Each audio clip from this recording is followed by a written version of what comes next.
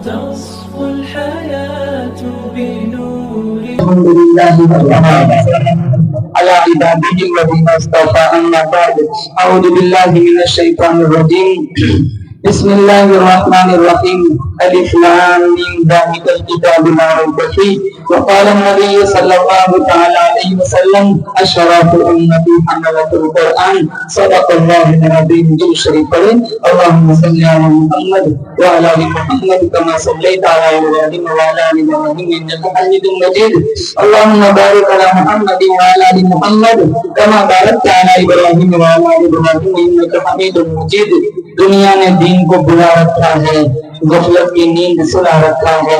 اس دور میں خوش نصیب وہ ہے اکثر جس نے قرآن مجید کھلا رکھا ہے. مومن کا یہ کردار، مومن کی یہ پہچان. ایک استاد کرسی لے کر یہاں بیٹھ جائے، بچوں کو ذرا سمجھالے. مومن کا یہ کردار، مومن کی یہ پہچان، اخلاص میں ہو روح تو اعمال میں ہو جان. ایمان کی بجلی ہو ہمارے تڑپتے ہوئے دل میں. ایک ہاتھ میں نبی کا فرمان، ایک ہاتھ میں اللہ کا قرآن. معزز حاضرین، بزرگان دین، جماعت مسلمین، امت بہترین، پردے کی آڑ میں بیٹھ کر سننے والی میری معززہ محترمہ مکرمہ ماں و بہنوں عزیزہ بیٹیوں، اللہ تعالیٰ نے بڑی بندہ نوازی فرمائی، فضل و کرم کا معاملہ فرمایا. جلسے کی نسبت پر، دین کی بنیاد پر اللہ نے مجھے اور آپ کو جمع فرمایا. اللہ تعالیٰ اس جلسے کا لمحہ لمحہ اپنی بارگاہ میں قبول فرمایا. اس جلسے کو کامیاب بنانے میں جن جن لوگوں نے جس لائن کا تعاون کیا ہے، دام دیرہ میں قدم سخن ہے، اللہ تمام معاونین، منتظمین، محسنین کو دنیا آخرت میں بہترین بدلہ عطا فرمائے. ہمارے مولانا محمد صاحب اور ان کی ٹیم، اللہ تعالیٰ ان کی محنتوں کو قبول فرمائے. بڑا خوبصورت دلچسپ پروگرام بچوں نے پیش کیا. یہ جو جگہ ہے جگہ اسٹیج والی، مائک والی، اچھوں کی پیشاب نکل جاتی ہے، اچھوں کو پسینہ آ جاتا ہے. اب چھوٹے چھوٹے معصوم 7 سال 8 سال 10 سال کے بچے اپنے معافی ضمیر کو پیش کرتے ہیں. یہ بہت بڑی بات ہے. بے شک ان کے پیچھے ان کے استادوں کی محنتوں کا نتیجہ ہے. پہلے وعدہ کریں انشاءاللہ ہم اپنے بچوں کو دیندار بنائیں گے. انشاءاللہ اپنے بچوں کو مکتب میں بھیجیں گے. ہاتھ اٹھا کے بتاؤ کون مکتب میں بھیجے گا؟ ماشاءاللہ ہمارے دلوں سے آج مکتب کی اہمیت نکل گئی. اسکول میں کتنا شور ہوتا ہے، وان چلی جائیں گی، آٹو چلی جائیں گی، کوئی سرما لگا رہا ہے، کوئی تیل لگا رہا ہے، کوئی کنگا کر رہا ہے، کوئی سوٹ پہنا رہا ہے، کوئی ٹائی پہنا رہا ہے، کوئی ناشتہ بنا رہا ہے. پورا گھر آسمان پہ اٹھا کے رکھا ہے. مکتب میں جانے والا بچہ دیکھو، ایک جوتا لال، ایک پیلا، کرتا بھی پھٹا ہوا ہے، ٹوپی بھی میلی ہے، پارا بھی الٹا پکڑا ہوا ہے، منہ بھی دھلا ہوا نہیں. پڑوسن کہتے اس کا منہ تو دھلا ہے، اس کا مولانا محمد دھلا دیا. یہ بیچارہ 3500 میں منہ بھی دھلا ہے. 1 گھنٹہ نہیں پڑھا سکتا. 1 گھنٹہ 8 بجے چھوڑنے جائیں گے، 9 بجے ماں لینے آتی ہے، اور سب چھوڑ کے ٹیوشن بھیجنا، اور وہاں 8 گھنٹے پڑھاتے انگلش میڈیم. اس کا انکار نہیں، پڑھاؤ انگلش میڈیم، پڑھاؤ ہندی گجراتی سب پڑھاؤ، لیکن پہلے قرآن سکھاؤ. تمہارے بچوں کے دامن میں قرآن کا نور ہوگا، مر جاؤ گے تمہارا بیٹا سورہ یاسین روزانہ بھیجے گا، اللہ تعالیٰ تمہاری قبر کو آسودہ بنا دے گا. مکتب میں جانے والا بچہ قرآن یہاں لگاتا، اسکول میں جانے والا دفتر پیچھے لٹکاتا ہے. یہ خود اشارہ کر کے کہہ رہا ہے تیرا علم پیچھے رہ جائے گا، میرا علم آگے کام آئے گا. یہ مولانا صاحب کتنی محنت کرتے ہیں، دین کی نوکری کرتے ہیں، معمولی تھوڑی تھوڑی تنخواہوں میں، لیکن ان کے بچے پڑھاتے، اپنے بچے پڑھاتے، ہمارے بچے پڑھاتے. 80 بچوں کو ایک مول صاحب ساتھ سنبھال رہا ہے. ہم اپنے 2 بچے نہیں سنبھال سکتے. گھر پہ 2 گھنٹے پڑھ کے اگر ہمارا بچہ گھر پہ آ جائے طوفان مچائے تو ہم کیا کہتے ہیں؟ دھمکی دیتے یار مول صاحب نے کون کہا، بچہ چپ کر جائے گا. مول صاحب کی ڈیوٹی مدرسے میں 2 گھنٹے کی، لیکن 22 گھنٹے مول صاحب کے نام سے ہم سارا کام بچوں سے نکلوا لیتے گھر پہ. ان کی ڈیوٹی 24 گھنٹے کی ہوگی. بچہ کچھ بھی شور کرے گا، طوفان مچائے گا، شرارت کرے گا، ضد کرے گا، سب سے پہلے ماں کہتی ہے ابھی تک مول صاحب کو بلاتا ہوں. بچہ چپ ہو جائے گا، سیدھا ہو جائے گا. ایسا تو نہیں کرتے اسکول سے ماسٹر کو بلاتی، نہیں مول صاحب کو بلاتی. ہم کیا احترام کرتے، ہم کیا تنخواہ دیتے ان کو؟ 4000 4500 5000. کچھ مؤذن کی تنخواہ سنتے ہیں نا تو دل پہ چوٹ لگتی. 1800 روپے 2200 روپے ہم نے اذان سستی بنا دی. امام صاحب کی تنخواہ کتنی ہوتی ہے؟ 8,000 10,000. مدرسے میں پڑھانے والوں کی تنخواہ کیا ہوتی؟ ہمارے ایک دن کا مسالے کا خرچہ 100 روپے کا ہوتا ہے. ہمارے ایک دن کا بیڑی سگاریٹ کا خرچہ 80 روپے کا ہوتا ہے. ہمارے گھر کا ایک بچہ روزانہ 30-40 روپے کے پڑی کے اور ٹافی کھا لیتا ہے. ہم ایک 10 کا نوٹ روزانہ امام صاحب کے لیے مولانا کے لیے نہیں نکال سکتے. گھر میں رکھو گلہ امام صاحب لکھتے مولانا صاحب 10 روپے روزانہ ڈالو. احترام کرو. علماء کا احترام کریں گے اللہ ہماری نسلوں میں دین کے داعش شہدائی پیدا فرمائیں گے. علماء کا احترام نہ کیا, ان کی عزت نہ کی, ان کی بے عزتی کی, ان کی ضروریات کا خیال نہ کیا, ان کو در در کی ٹھوکریں کھانے پر محتاج بنایا, مجبور کیا, بہت ممکن ہے اللہ ہماری نسلوں میں حفیظ قرآن عالم دین پیدا نہیں فرمائیں گے. سچی بات یہ کہ آج ہمارے دلوں سے مکتب کی اہمیت نکلی, قرآن کا احترام بھی نکل گیا. آج جوانوں کے پاس قرآن پڑھنے کا ٹائم نہیں. اسنیپ چیٹ, انسٹاگرام, فیس بک, نہ جانے ہزاروں اپلیکیشن ڈاؤن لوڈ کر کے اس کو استعمال کرنے کا ٹائم ہے, لیکن سورہ رحمان پڑھنے کا ٹائم نہیں, سورہ یاسین پڑھنے کا ٹائم نہیں. صبح اٹھ کے 2-2 گھنٹے نیٹ چلانے کا ٹائم ہے, قرآن پڑھنے کا ٹائم نہیں.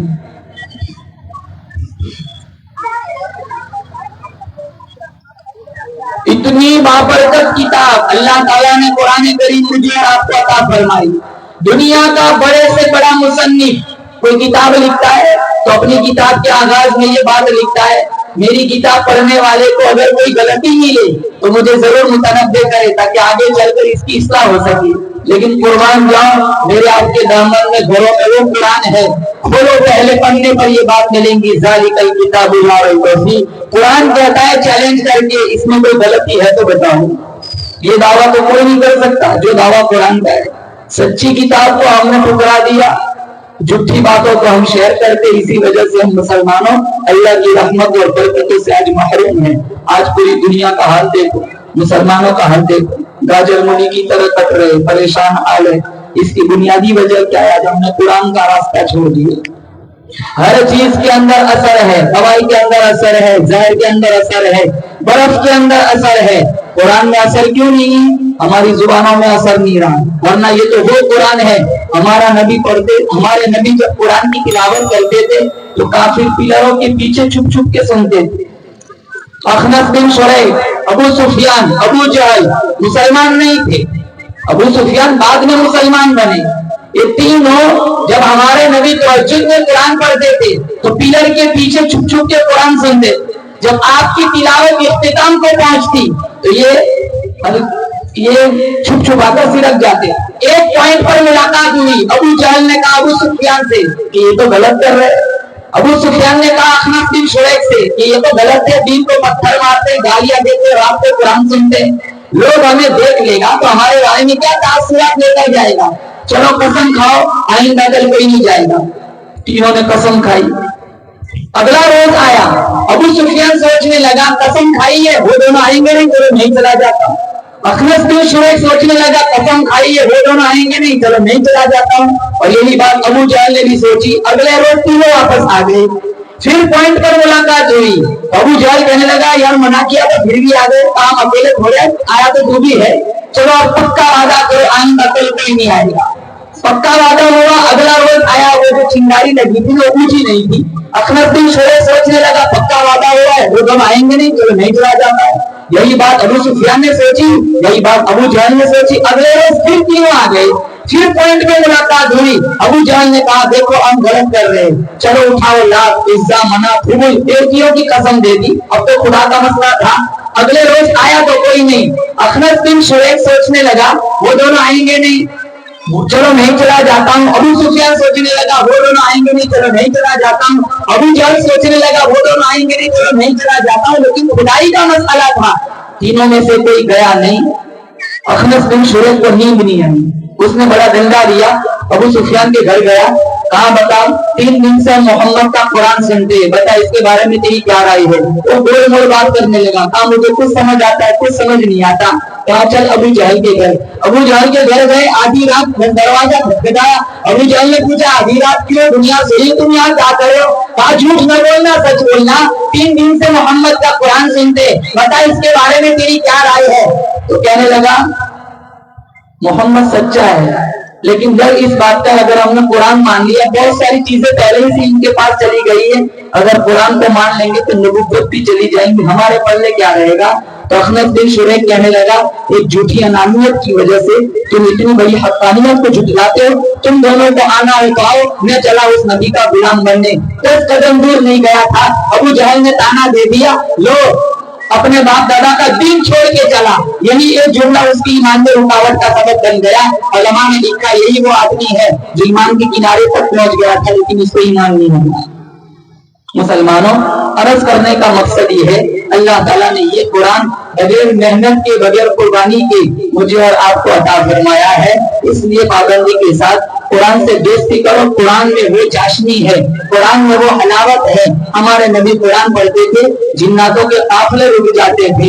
امام الانبیاء محبوب کی بھیا حضرت محمد مصطفیٰ صلی اللہ علیہ وسلم وادی نخلا کے اندر اللہ کا قرآن پڑھ رہے, جناتوں کا قافلہ گزرنے لگا. میرے نبی کی میٹھی آواز, شہد سے بھی زیادہ میٹھی آواز جناتوں کے کانوں میں پڑی. چلتا ہوا قافلہ رک گیا. آج کا یہ عبدالباسط کا قرآن سنو, لوگ کہتے اثر ہو گیا. مکے کا امام عبدالرحمن سدیس کا قرآن سنو, لوگ کہتے اثر ہو گیا. حذیفی کا قرآن سنو, لوگ کہتے اثر ہو گیا. یہ تو وہ پیغمبر قرآن پڑھتا ہے جو اپنا ماتھا اللہ کو دکھائے, اللہ قبلہ بدل دیتا ہے. یہ وہ پیغمبر قرآن پڑھتا ہے جو اپنی انگلی پیالے میں ڈالے, اللہ چشمہ جاری کر دیتا ہے. یہ وہ پیغمبر قرآن پڑھتا ہے جن کے چہرے کو ربنے والدعا کرنا, جن کی زلفوں کو ربنے واللیل کرنا, جن کی دانتوں کو ربنے یاسین کرنا, جن کے سینے کو ربنے علم نشرح کرنا, جن کے اخلاق کو ربنے وَإِنَّكَ لَعَلَىٰ خُلُقٍ عَظِيمٍ کرنا, جن کے زمانے کو ربنے والحسے کرنا, جن کی یتیمی کو ربنے علم یزید کا یتیمن پہاوا کرنا. یہ وہ پیغمبر قرآن پڑھتا ہے, میں بولوں آپ میرے منہ سے جھوٹ نکلتا ہے.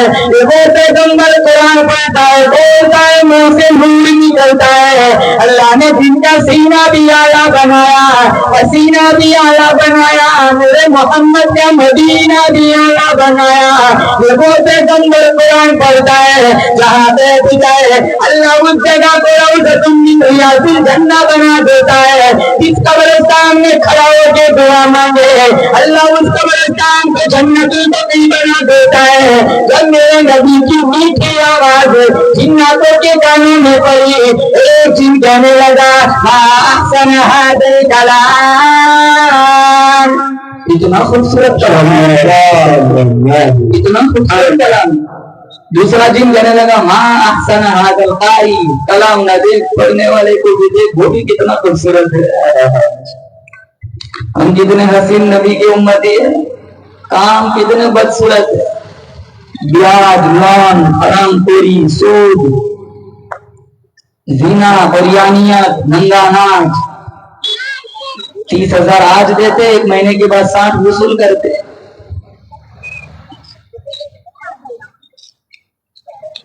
شادیوں میں دیکھو, شادیوں میں تو نبی یاد نہیں آتا, ہزاروں روپے پنڈالوں میں اسٹیج میں برباد ہو جاتے, ہزاروں روپے پھولوں میں برباد ہو جاتے. جتنا زنا بے حیائی شادیوں میں ہوتی ہے اتنا کسی پروگرام میں نہیں ہوتی. کچھ شادیاں ایسی ہوتی, شیطان شرمائے, پوری ویسٹرن بنی ہوئی, پرفیوم لگا کر, چست کپڑے پہن کر اپنے حسن کا جلوہ دکھانے والی. یہ کل فاطمہ الزہرا کو کیا منہ دکھائیں گی.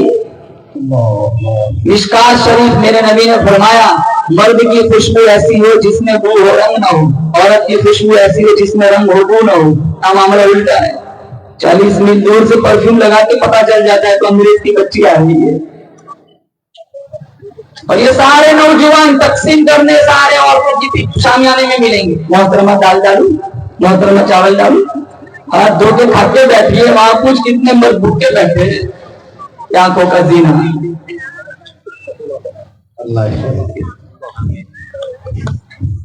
سادگی والا نکاح, سادگی والی شادی میرے نبی کی سنت ہے. ولیمہ کرو, اس کا انکار نہیں ہے. یہ ساری چیزیں کہاں سے آ جاتی ہیں؟ دو چیزیں فرض ہے شادی میں, ایجاب اور قبول. دو چیزیں رکن ہیں, گواہوں کا ہونا اور ایجاب قبول. ایک چیز واجب ہے مہر, اور تین چیز سنت ہے. چھواروں کا ہونا, خطبے کا ہونا, چھواروں کا ہونا, نکاح کے خطبے کا ہونا, اور تیسری چیز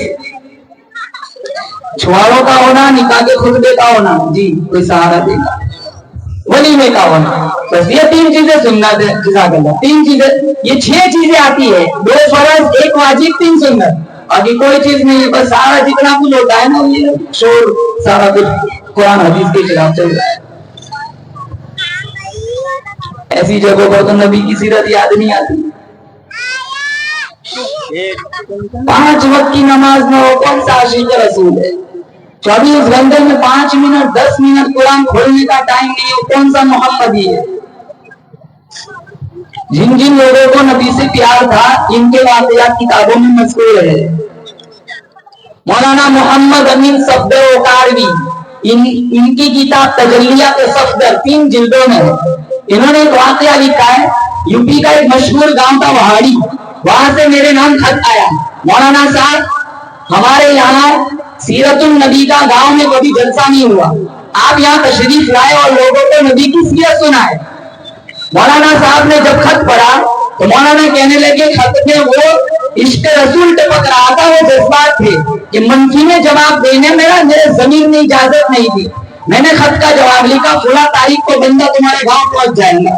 اب اس زمانے میں, آج سے کئی سال پہلے کی بات ہے, ایسے اسباب نہیں تھے. آج تو سیل مارو, سیدھی گاڑی بمبئی پہنچ جاتی, رات کو سو ٹرین میں صبح دلی پہنچ جاتے. بہت سہولت ہے. اس وقت تو ایک جگہ سے دوسری جگہ جانا, کہیں راستے اور کہیں کڑیاں جوڑنی پڑتی تھی, جب جا کر منزل مقصد پر پہنچتا تھا بندہ. تو 3-4 ٹرینوں کا سہارا لیا, مولانا گاؤں میں پہنچے. استقبال کے لیے کچھ لوگ آئے, مولانا کو کھانا کھلایا, عقیدت مندی سے ملاقات کی, اور پھر واپسی کا ٹکٹ دے دیا. مولانا آپ یہاں سے تشریف لے جائے. مولانا کہنے لگے عجیب بات ہے, سیرت النبی کا جلسہ کرنے کے لیے بلایا تھا, نبی کی سیرت سننے کے لیے بلایا تھا, میں تو بیان کرنے کے لیے آئے ہو, آپ مجھے چھٹی دے رہے ہو. کہا مولانا صاحب ہماری مجبوری ہے. کہا کیا مجبوری ہے؟ کہا یہاں چاروں طرف قادیانی آباد ہے. ان کو پتا چلا, انہوں نے ہمیں آ کے کہا اگر تمہارے نبی کی سیرت پر جلسہ ہوا تو ہم تمہارا جان اور مال کو نقصان پہنچائیں گے. وہ تعداد میں زیادہ ہے, ہم تعداد میں کم ہے, ہم یہ کام نہیں کر سکتے. مولانا کہنے لگے جہاں تک میری بات ہے تو ٹھیک ہے, لیکن اب مدینے والے نبی کی عزت کا سوال ہے, جلسہ ہوگا ضرور ہوگا. پہلے ایک بات کا جواب دو. کہاں کیا؟ کہاں تمہارے اس پورے علاقے میں کوئی بااثر آدمی ہے گنڈے ٹائپ کہ جس کا روب ہو؟ کا ایک نورا کرتی آدمی ہے, نور محمد نام کا لوگ نورا کہتے تھے. کہاں مجھے اس کے پاس لے چلو. اب 6-7 مولویوں کا ٹولا سفید لباس میں, نورا نے دور سے دیکھا, کہا نورا کی شامت ان مولوی نوروں کو کیا کام پڑ گیا. مولوی نورے کے پاس آ گئے. جب پاس پہنچے تو مولانا نے نور محمد سے کہا نورا لوگ تیرا یہاں چرچا کرتے, تجھ سے لوگ ڈرتے, اور تجھ سے کام لے کر آیا ہوں. کہا کیا کام ہے؟ کہا نبی کی سیرت پر جلسہ کرنا ہے, قادیانوں کے حملے کا خطرہ ہے. تو وہ کہنے لگا ڈاکو ضرور ہوں لیکن بے غیرت نہیں ہوں, تو ان کے قطرے قطرے میں عشق رسول بسا ہو رہا ہے. جلسہ ہوگا ضرور ہوگا. 3 گھنٹہ مولانا نے تقریر کی, 3 گھنٹہ اس نورا نے پہرا دیا. مولانا محمد امین صفدر تعریف فرماتے, پھر میں اپنے گاؤں چلا گیا. 7, 8, 9 سال گزر گئے.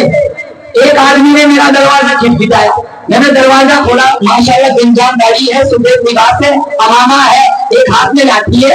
تو میں نے پوچھا بھائی میں نے پہچانا نہیں, آپ کون ہیں؟ کہا مولانا میں وہی نورا ہوں, میں وہی نورا ہوں.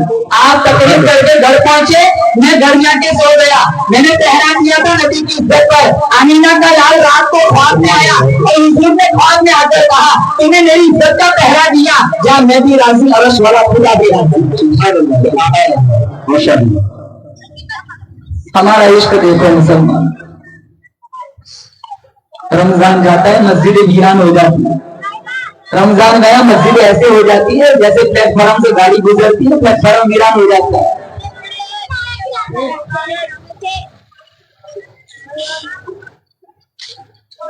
رمضان گیا قرآن کی چھٹی, کتنوں کا رمضان میں قرآن آدھا رہ جاتا ہے نا, 16 پارہ پڑھے 17 پارہ, وہ پورا تو کریں گے آئندہ رمضان میں. پہلے رمضان میں کھولیں گے, کہاں سے باقی کہاں 17 پارہ. کوئی دیکھ کے کہہ رہے تھے بہت بڑا ولی, پہلے ہی بولتے 17 پارہ. ارے یار آج کا نہیں گزشتہ سال کا ہے. بے شمار گھر ایسے ملیں گے, سال سال گزر جاتا ہے قرآن پڑھنے کی عادت نہیں. ایک مولانا صاحب کسی علاقے میں گئے, وہاں مولوی تو زیادہ نہیں جایا کرتے تھے, تو گاؤں والوں کو پتا چلا کہ مولانا صاحب بہت اکرام کے اتفاقاً رمضان کا مہینہ بھی آ گیا, دعوتوں کا سلسلہ شروع ہوا. ایک گھر میں میاں بیوی اکیلے تھے, وہ شوہر اپنے بیوی سے کہنے لگا مولانا آئے ہیں, لوگ دعوتیں دے رہے, اپنے گھر بلایا جائے. ہاں تو لوگ جنت کمانا ہم بھی محروم ہے, ہمارے گھر بھی بلایا جائے. مولانا کو دعوت دی, مولانا کو گھر بلایا, حجرے میں بٹھایا, کھانا کھلایا. مولانا تشریف لے گئے. جب مولانا بھائی رہنے دیکھا, اے بھائی رہنے دے رکھتے پی لو بھائی, آپ پی لو, آپ پی لو جلدی جلدی, ویسے بھی 2 بہت مان لیا آپ نے. مولانا تشریف لے گئے تو اس حجرے میں اس کی گھر والی کے کچھ پیسے تھے. وہ مولانا کے جانے کے بعد اس میں پیسے ڈھونڈ رہی, پیسے نہیں مل رہے. تو اس نے اپنے شوہر سے کہا یہ تو غلط بات ہے, مولانا گئے تشریف لے گئے, ساتھ ساتھ میرے پیسے بھی تشریف لے گئے. تو کہا یہ غلط بات ہے, اپنی تک زندگی میں بلایا تو مولانا نے چوری کی. خیر 1 سال گزر گیا, وہ بے روٹی کا برتاؤ کرتا رہا. اگلا رمضان آیا, پھر دعوتوں کا سلسلہ شروع ہوا. وہ خالد کہنے لگا اپنی بیگم سے اس سال بلایا جائے. کہا مجبوری میں چوری کیوں نہیں بلا لیتے, لیکن پہلے معاملے کی وضاحت چاہیں گے. کوئی بات نہیں. مولانا کو بلایا گیا, حجرے میں بٹھایا. پھر مولانا سے کہا مولانا گزشتہ رمضان آپ آئے تھے, اسی حجرے میں بٹھایا تھا, آپ نے کھانا کھایا تھا, آپ تشریف لے گئے, ساتھ ساتھ میری گھر والی کے پیسے بھی تشریف لے گئے, آپ نے پیسے اٹھائے تھے. تو مولانا کی آنکھوں میں آنسو آ گئے. کہا مولانا کیوں رو رہے ہو؟ اس لیے نہیں رو رہا ہوں, تم نے میرے اوپر الزام لگایا ہے. روتا اس لیے ہوں کہ پنکھے کی وجہ سے تمہاری بیگم کے پیسے ان کی ادھر ادھر منتشر ہو رہے تھے, میں نے سارے اکٹھے کر کے قرآن کھول کے قرآن میں رکھ دیے تھے. میں روتا اس لیے ایسے گھر میں دوبارہ کھانے کی محبت آ گئی جس گھر کی میاں بیوی کا سال گزر گیا, قرآن کھول کے بھی نہیں دیکھا.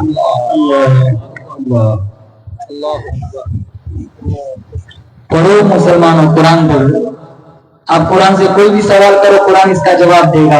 میں نے قرآن سے پوچھا قرآن تیرا نام کیا ہے؟ قرآن کہتا ہے بل ہوا قرآن مجید.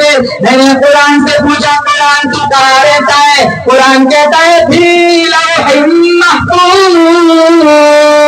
میں نے قرآن سے پوچھا قرآن تمہیں کس نے اتارا؟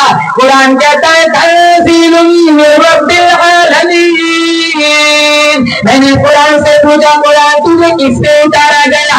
قرآن کہتا ہے نزل علی محمد.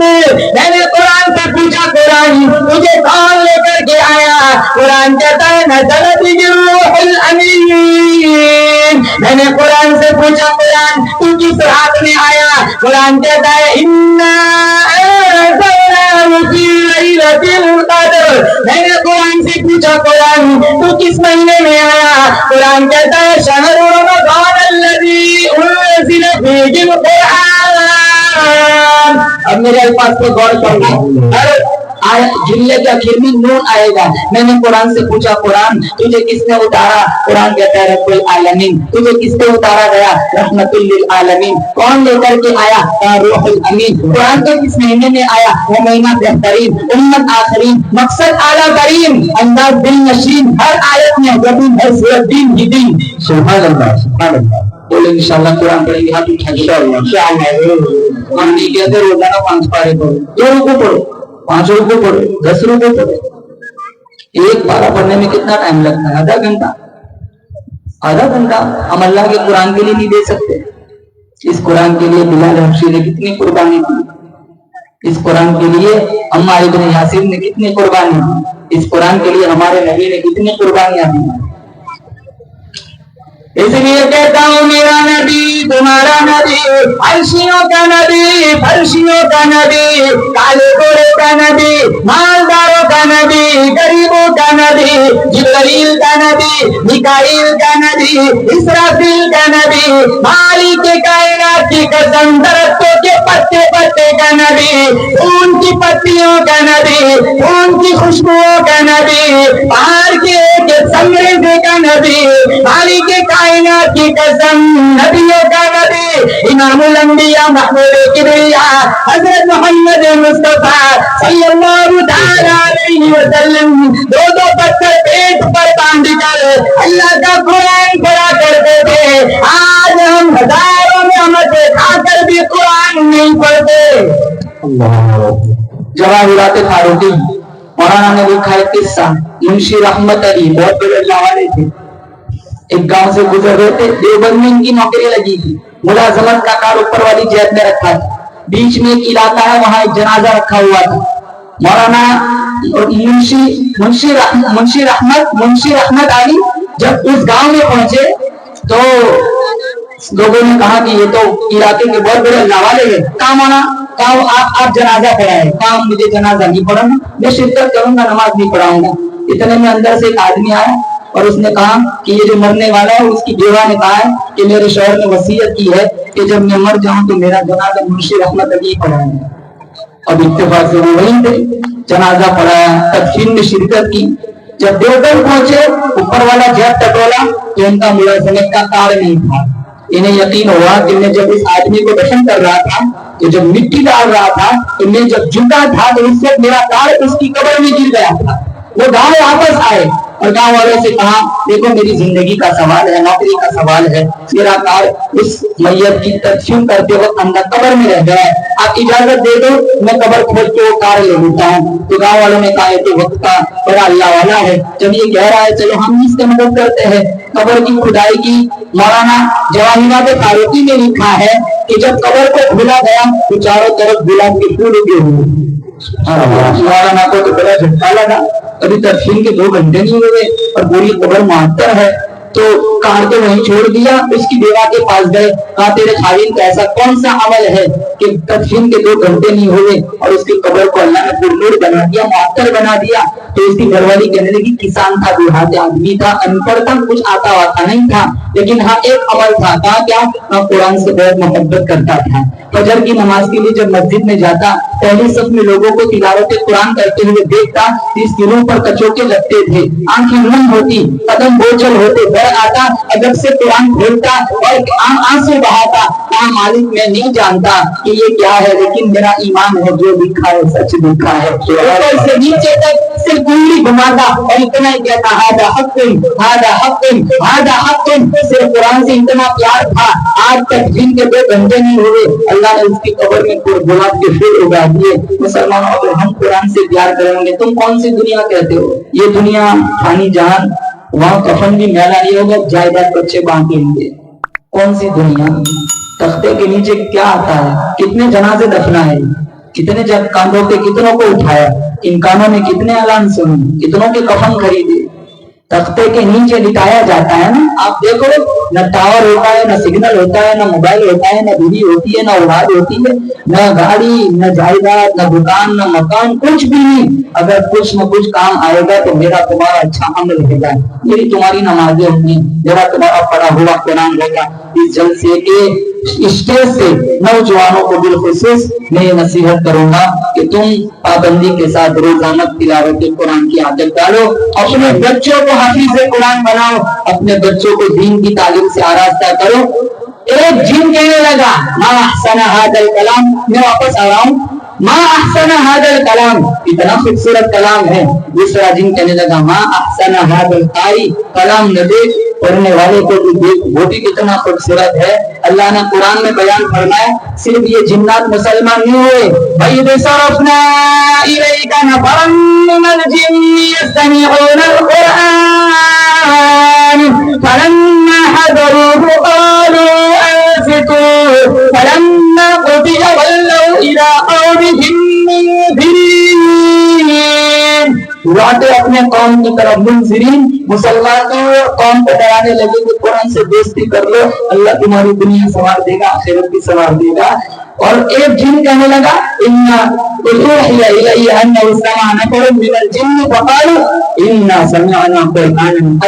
अजीब व गरीब कुरान है।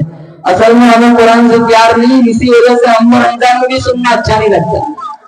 इतनी मस्जिदों में फिजा कैसी होती है, अंदर तरावी होती है, बाहर नेट चलाते, अंदर तरावी होती है, जहन में बैठ के इंस्टाग्राम चलाते, फेसबुक चलाते, व्हाट्सएप पे बातें करते। इमाम साहब रुकू में जाते हैं ना, मेरी आ जाता नहीं, दौड़ लगाता है जैसे बहुत बड़ा हक अदा किया हो। कारी अब्दुल बासित साहब, कभी कभी जो ऐसा होता है इमाम साहब ने बहुत पढ़ लिया, अब इमाम साहब भी थक गए पढ़ते पढ़ते, हाफिज साहब तो थोड़ा सस्ताने के लिए रफ्तार तेज कम कर देते, ये समझता है रुकू में जाने का टाइम हो गया, ये खड़ा हो जाता है। फिर इमाम साहब को चुस्ती आ जाती है, फिर अपनी रफ्तार वापस पकड़ लेते, ये वापस बैठ जाते हैं, अभी टाइम नहीं हुआ, इतना नहीं खड़ा हुआ चलो जाइन हो जाए, नहीं वापस बैठ जाएगा, अभी टाइम नहीं हुआ। 5 पारे की तिलावत, 5 पारे की तरावी सुन ली, 6 दिन में छुट्टी, 24 दिन घूमते फिरते रहे, नहीं हमने तो सुन लिया। 3 पारे की तरावी 10 दिन सुन लिया, 20 दिन छुट्टी थी, हमने तो सुन लिया। देखो जिन्होंने सुना था उनका भी रमजान चला गया, नहीं सुना था उनका भी चला गया। जो सुना था उन्होंने कामयाबी हासिल की, जिन्होंने नहीं सुना वो खसारे में थे। रोजे जिन्होंने रखे उनका भी गया रमजान, नहीं रखे उनका भी तो चला गया। आइंदा रमजान पता नहीं तुम्हारे मेरे दामन में नबी के लिए 11 महीने तक इसके असरात रहने चाहिए। अरे रमजान में मस्जिदें फुल होती है, गैर रमजान में कहां चले जाते हैं? जुमा जुमा को मस्जिदें में आते, दुआ में नहीं बैठते, आधी सलाम फेर के निकल जाते, दूसरों का जूता उठाते, 2 रकात का जुमा। मौलाना साहब जुमा में क्या तकरीर करे बताओ? 1:05 को ये तकरीर करने बैठते, 35 का टाइम है, 1:30 को सारी मस्जिद में लोग आते हैं। 1:05 को क्या बयान करेंगे? 5 आदमी नहीं बैठे अंदर, ये क्या बयान करेंगे? इनको ब्याज पे सुनाना होता है, ब्याज खाने वाले बातें ही नहीं, वो तो खुतबा शुरू करवाते हैं। जब लाइव नहीं सुना बाद में क्या सुनेंगे? इन्होंने खुराफात पे बात करनी, बिदाअत पे बात करनी, विरासत में से बहनों का हिस्सा हड़प नहीं करना, विरासत के मसले बताने, क्या बयान करेंगे? है ही नहीं। सारे शहजादे आते हैं जब मिंबर पे, और ये खुतबा भी नहीं सुनते, बैठे बैठे झपटे मारते। और इन्नल्लाह यअमुरु बिल अदल, इमाम साहब ने कहा, ये खड़े हो जाते, इतना बताया कि बस टाइम हो गया। बोझ समझते, बोझ, नमाज को बोझ समझते, जुमा को बोझ समझते, बस एक जिम्मेदारी अदा करनी, मिठास नहीं है, हलावत नहीं है। मुसलमान इस तरह कितने भी आए, मर गए चले गए, ये दुनिया फानी जान है, कोई साथ कुछ नहीं ले जाता। 5 वक्त की नमाज पढ़ो, तो भैया अल्लाह ने 5 दिए, रात को सोने से पहले 5 नमाजों का मुहासबा कर ले, 5 वक्त की पाबंदी के साथ नमाज पढ़ो। मैं बताता हूँ अल्लाह ने नमाज से पहले कितनी दी थी, बोलो 50। मेराज का तोहफा है, सारी इबादत अल्लाह ने फर्ज की भेजी, लेकिन नमाज की बारी आई, मोहम्मद मुस्तफा सल्लल्लाहु अलैहि वसल्लम को ऊपर बुलाया, कितनी नमाजें दी थी, बोलो 50। मूसा अलैहिस्सलाम छठे आसमान पे मिले, क्या मिला था? 50 नमाजों की गिफ्ट मिली। तब मेरी उम्मत ने मन्नो सलवा खा के 2 नहीं पढ़ी, 50 कहां से पढ़ी? जाओ कम कराओ। हमारे नबी गए, फिर आए, मूसा अलैहिस्सलाम का ऐसा मशवरा देके सिलक जाते तो भी मामला गड़बड़ था, 45 कौन पढ़ता? वो वहीं खड़े रहे, ऊपर गए वापस आए, मूसा वहीं खड़े हैं मिशकात शरीफ में। फिर पूछा कितनी? 5 कम हो गई, 5 आप 45 नहीं पढ़ेंगे और कम कराओ। फिर गए, फिर आए, 40, 33, 30, 25, 20, 15, 10, 5, 9 चक्कर लगाए। कितने चक्कर? 9। आप सोच रहे होंगे 1 चक्कर और लग जाए, न इमाम न मुअज्जिन न लेना न देना, धमाधम मस्त करेंगे। उलमा स्टेज पर बैठे हैं, मैं मिशकात शरीफ का हवाला देता हूं, जब 5 रह गई तो मूसा अलैहिस्सलाम ने पूछा कितनी? कहा 5। मेरे नबी मूसा अलैहिस्सलाम कहने दे जाओ और कम कराओ, आपकी उम्मत 5 भी नहीं पढ़ेगी। आज यही हाल है, देखो मेरे नबी ने क्या फरमाया? नहीं हम जाते, मुझे शर्म आती है। अब अल्लाह की बात नहीं बदलती, अल्लाह को मैं कोई बात करूं, आप कोई बात करें, हम अपनी बात से फिर सकते हैं? नहीं मैंने तो ये कहा ही नहीं था, फिर जाते हैं ना। اللہ کی بات تو پتھر کی لکیر ہوتی ہے. اللہ نے پہلے کہا 50، پھر کہا 45، پھر 40، 35، 30، 25، 20، 15، 10، 5، 9 مرتبہ اللہ نے اپنا کلام بدلا. اللہ کی بات نہیں بدلتی، قربان جاؤں. اللہ نے کہا من جاء بالحسنۃ فلہ عشر امثالها. میرے حبیب تیری امت پڑھیں گی 5 ثواب 50 کر دیں گی. بیت اللہ میں پڑھیں گے ایک نماز کا ثواب 1 لاکھ، جماعت کے ساتھ 70 لاکھ، مسجد نبی میں 50,000. 5 ہی بس. اب اللہ کو تو پتا ہے 50 کی 5 ہی ہو جانی. پہلے ہی چکر میں 45 کم کر لیتے، اتنے چکر کیوں لگوائے؟ میرے اللہ کا میرے نبی سے عشق دیکھو کہا موسیٰ تو تم کرانے کے بہانے میرے پاس بھیجتا رہتا کہ میں اسے دیکھتا رہوں یا مجھے دیکھتا رہا. میں موسیٰ علیہ السلام سے پوچھتا ہوں آپ بار بار کیوں بھیجتے؟ کہا میں اس کو تو نہیں دیکھ سکتا. جب بھی کہا کا رنگ کرانی تیرے بس کی بات نہیں، میں اس کو تو نہیں دیکھ سکا، اس کو دیکھنے والے کوئی بار بار دیکھتا رہا ہوں. نہ تیری آنکھ دیکھے نہ چشم انبیاء دیکھے، نہ تیری آنکھ دیکھے نہ چشم انبیاء دیکھے، مجھے دیکھے تو موسیٰ نگاہ میں مصطفیٰ دیکھے. نماز پڑھو پابندی کے ساتھ. نوجوانوں سے کہوں گا گروپ بناؤ، درود شریف کا گروپ بناؤ، قرآن کی تلاوت کا گروپ بناؤ. گروپ ایڈمن یہیں سے کھڑے ہو کے نیت کر لو انشاءاللہ ہمیں گروپ بنانا ہے، 30 بندوں کو جوڑنا ہے. رات کو عشاء کے بعد اس گروپ کی نوٹس لینا ہے، ایک بارہ پڑھ کے روزانہ ایک بندے کو بتانا ہے. تمہارے اسی گروپ سے روزانہ ایک قرآن ختم ہو جائے گا. 100 دفعہ درود پڑھو، گروپ بناؤ، 30 آدمیوں کا گروپ روزانہ آپ کی خدمت میں 3000 دفعہ درود جائے گا. دیکھو پھر تمہارا موبائل نہیں، تمہارا موبائل رحمت کرے گا. تم بنو گے، تمہارے رشتہ دار ہوتے رہ جائیں گے. انشاءاللہ باب ریان کھلے گا، انشاءاللہ اللہ تمہیں جنت کا مسافر بنا دے گا. سب سے پہلی اپنے بچوں کو دین کی تعلیم سے آراستہ کرو، مکاتب کی فکر کرو، وقت پر مدرسے میں بھیجو. مولانا بتا رہے ہیں بچوں کی غیر حاضری بہت ہوتی ہے، غیر حاضری نہ کرنے دو. پابندی کے ساتھ بچوں کو مدرسے میں بھیجو، بچوں کو دیندار بناؤ. اللہ تعالیٰ سے دعا کرتا ہوں اللہ تعالیٰ اس جلسے کو قبول فرمائے. تمام علماء کرام اور تمام عوام الناس جتنے آئے ہوئے اپنا وقت فارغ کر کے اللہ سب کی حاضری قبول فرمائے. وآخر دعوانا ان الحمد للہ رب العالمین.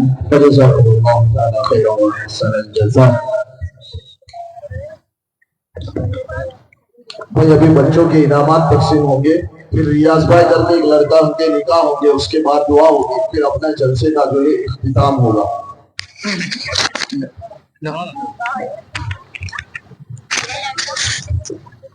بھائی انعامات کی ترتیب یہ ہے کہ ماشاءاللہ اس سال جو ہے 7 بچوں نے قرآن پاک ختم کیا ہے، تو ان 7 بچوں کو جو ہے ایک صاحب خیر کی طرف سے مہدی حسن بھائی کی طرف سے جو ہے 700 روپے کا انعام جو ہے بس. الوجود بذكر الإله وتصفو الحياة بنور